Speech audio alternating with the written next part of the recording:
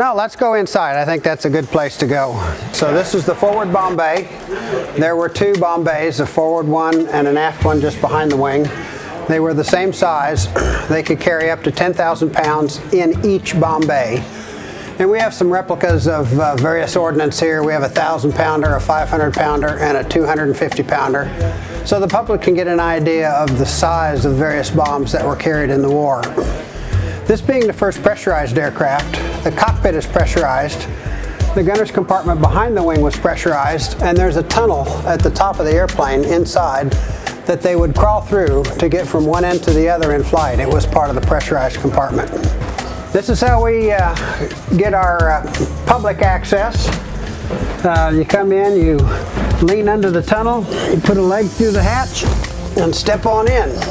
This was really the business end of a B-29.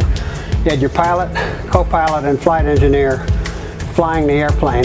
The bombardier sat between the instrument panels, and then this is the tunnel that was part of the pressurized system. 31 feet long, you crawled back to the gunner's compartment in the back of the airplane. And then if they had radar equipment, then the radar operator sat back there. So 3 gunners were in that compartment, and then a 4th gunner went all the way back to the tail gunner's compartment. We aren't your traditional museum. We want people to touch it and feel it and get up close and really immerse themselves in history and learn about why this aircraft is important to our nation's history and really about how it really cemented Wichita's claim to be the aviation capital of the world. It's been completely restored from the inside out, top to bottom, front to back.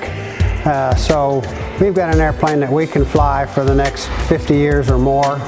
And make available to the public, and so they can have a chance to experience the B-29.